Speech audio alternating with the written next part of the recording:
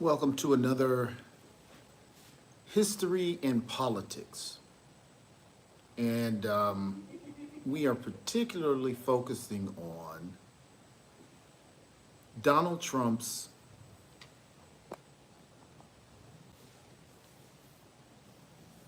policy concerning shipping prisoners to El Salvador. And in the midst of this reawakening of convict leasing, I began thinking there's certainly some type of to take people's mind off of practices that deal with mass labor. When Reagan did it, you had the Iran war, the Iran-Contra affair. It was so many big things that just happened. Now, I don't know if this is overt strategy, but it just seems odd historically that when something that can be considered underhanded, which when I say underhanded, I mean an abuse to the American people, the labor class in particular, on a mass scale, something larger happens that has nothing to do with nothing, is much bigger and more pronounced. Think about it. Our president has said that he is in favor of deporting American citizens because that's what it is. If you're an American citizen and there is no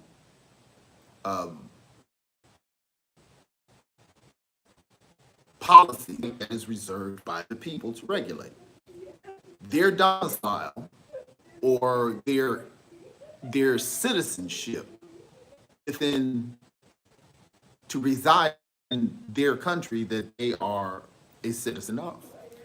So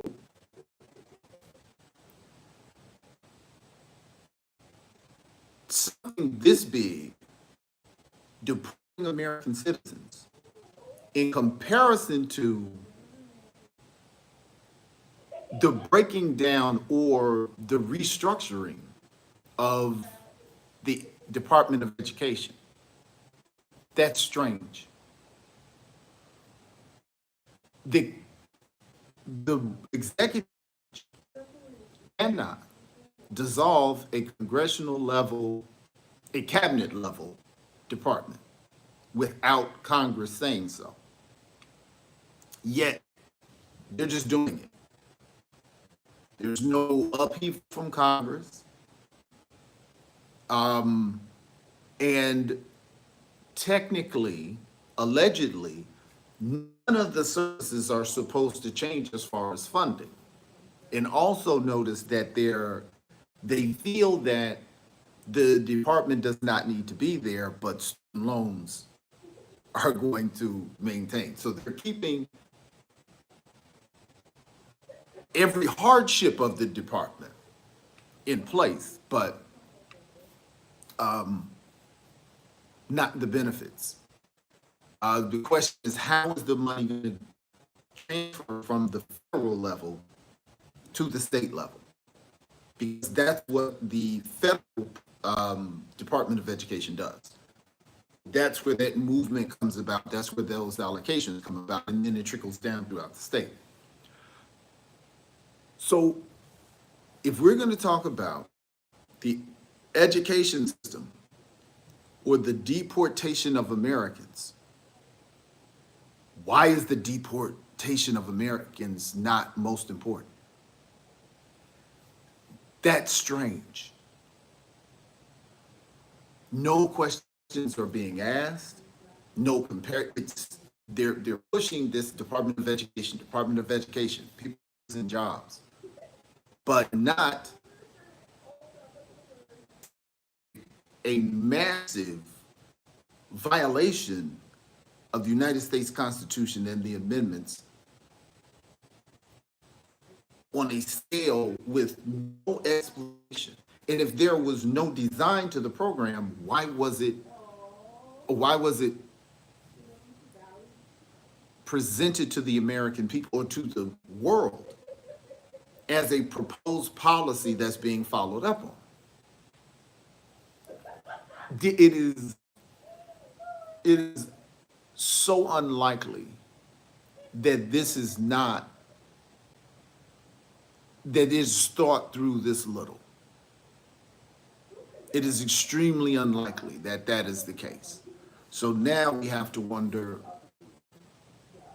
one, why the American people are not reacting to it, and two, is this Department of Education maneuver, they're talking about doing this for 45 years, why now? Thinking American people have to ask themselves, not what's going to happen, because that kind of is what it is. Why now? Why are we doing this now? Why are we doing it so early in the administration? This is, that's what's jumping out at me. And why is it being done not just now, in early in the administration? It's being done at this, after this was mentioned about deporting Americans. Now, and think about how much crap is being thrown. Wouldn't the best time to do something that could be historically recognized as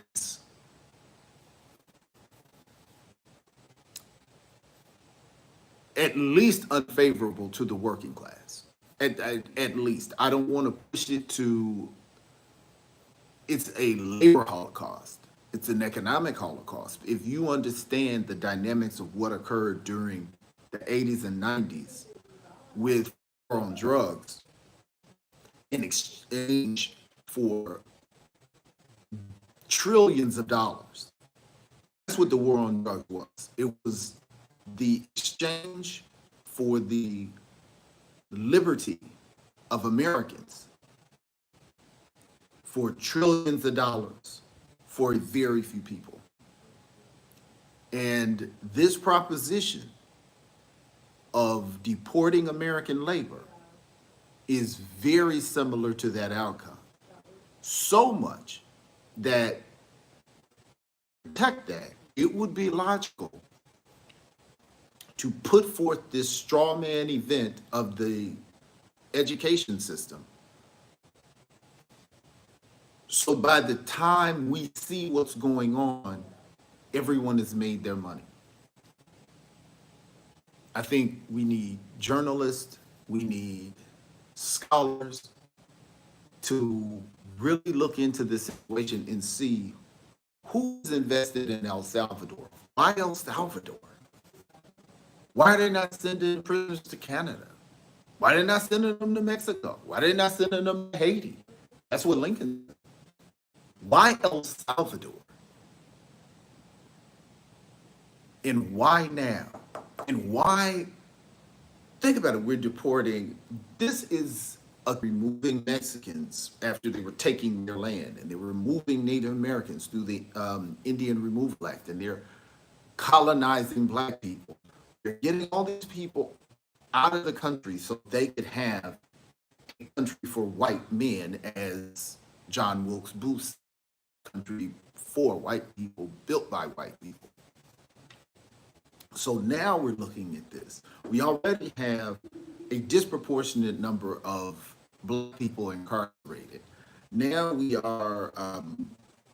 have used our incarcerated people to the point that it's of international embarrassment that we are the only civilized nation with this amount of our population incarcerated. Because the world is looking at it saying, are Americans just more inclined to crime? Is it something genetic about Americans? Of course not. It's our system that requires us to control labor through slavery. And per the writing of the 13th Amendment, that is what slavery was transferred into the hands of the judicial system.